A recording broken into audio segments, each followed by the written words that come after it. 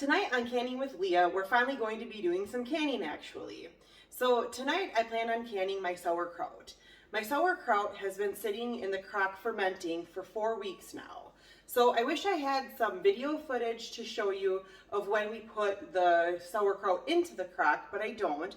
But what I can do is provide you with some detailed instructions of how to get to this point. So first of all, we go ahead and shred cabbage. And for every 5 pounds of cabbage, you use 3 tablespoons of canning salt. So I always put it in 5 pounds at a time. So you go ahead, shred 5 pounds of cabbage, pack it in real good, put 3 tablespoons of salt, pack it a little bit more, do 5 more pounds of cabbage, 3 tablespoons of salt, pack it in, and so on and so forth. I believe in this batch I put either 15 or 20 pounds, I think it was closer to 15 pounds of cabbage in here. So again, 5 pounds of cabbage to 3 tablespoons of canning salt. And that's it.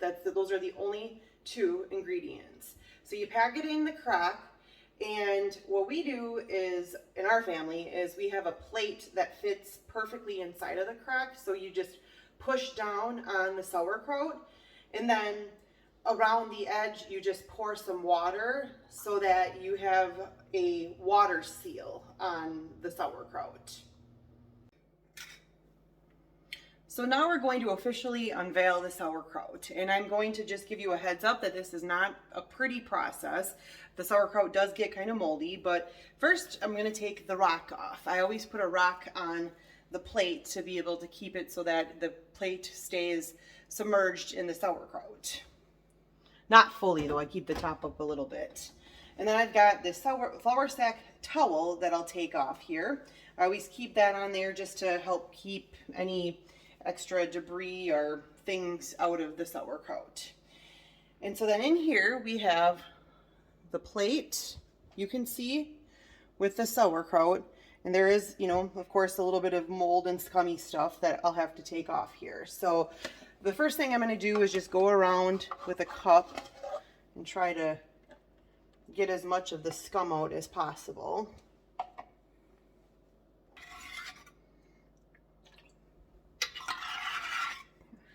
Shot glass for the win to get the last of it.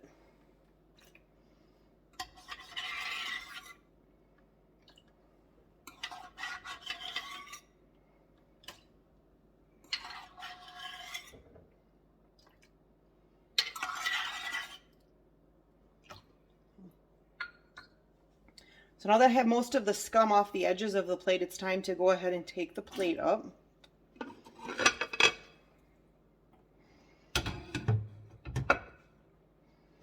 And this is what the sauerkraut looks like that's right underneath of the plate. It's actually rather clean, so I shouldn't have a whole lot of waste. So what I'm going to do is continue to scoop up the scummy stuff on the edge that was around the edge of the plate.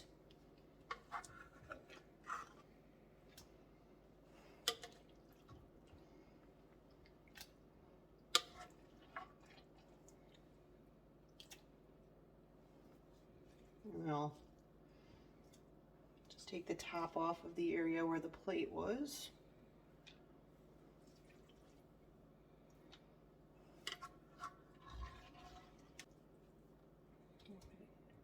You can just feel around and feel whatever doesn't feel like nice crisp sauerkraut.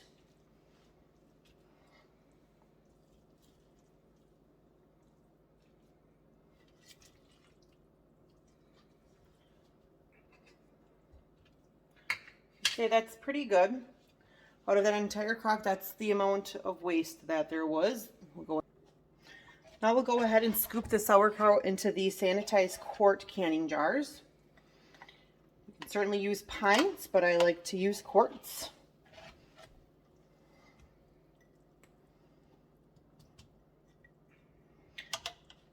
And when you're putting it into the jars, just make sure that you're packing it into the jars. And as you pack it, the sauerkraut, you'll see the juices from the sauerkraut, which is what you want.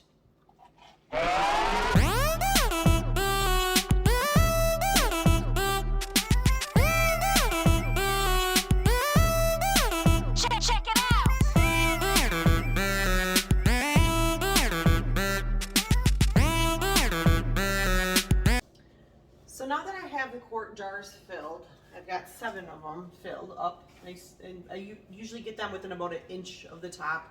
Make sure that there's plenty of juices in there.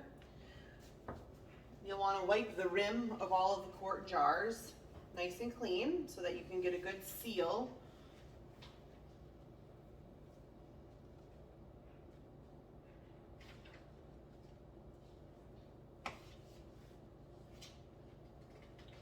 So what I do with my canning lids is I boil water in the microwave in a bowl, and then I put all of the lids in the boiling water.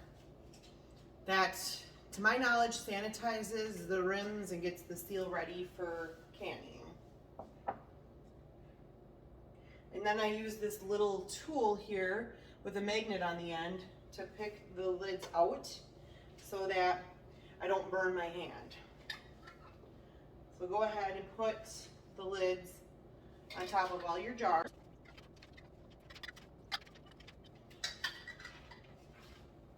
And now that I have all the lids on my jars, then you'll go ahead and put the rings on. And I always put those on fingertip tight, and then set them in your hot water bath kettle here.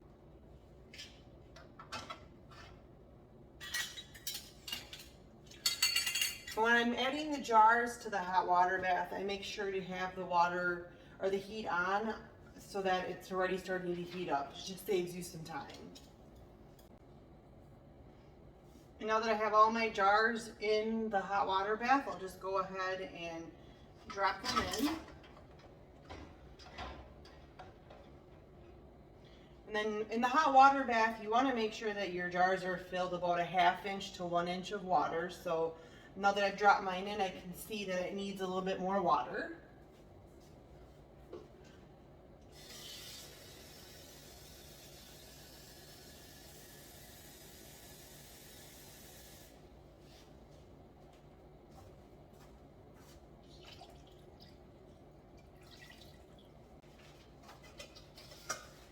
And so at first I keep the water on high to get a nice rolling boil started. And then go ahead and cover. And I usually just keep an eye on it to see when it starts boiling so that I know when to start my timer. So for sauerkraut, you will hot water bath it for 25 minutes for quarts or 20 minutes for pints. And that timer starts once the water starts having a nice rolling boil. So that's why it is important to keep an eye on when it starts boiling. And usually once I get a nice rolling boil, I'll turn the heat down to a lower heat so that it's not such an aggressive boil.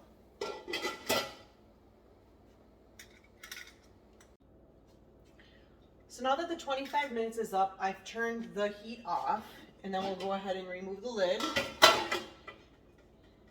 And using one of these really cool jar grabbing tools, you go ahead and take your jars out of the hot water bath.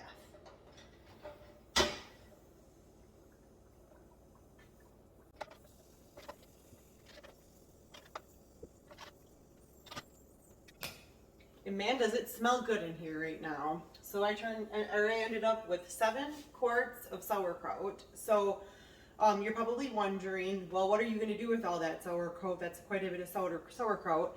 So some of the things I like to do besides just eating it straight with a fork is I like to make a casserole dish with kielbasa, sauerkraut, and dumplings. Otherwise, of course, eating it on brats. Another thing that I like to do is just simply adding it to the crock pot with pork roast. So maybe in the comments you can leave some ideas for what you like to do with your sauerkraut. And just make sure to like this video and subscribe to Canning with Leah. See you next time. We return to the beautiful sound of jars sealing.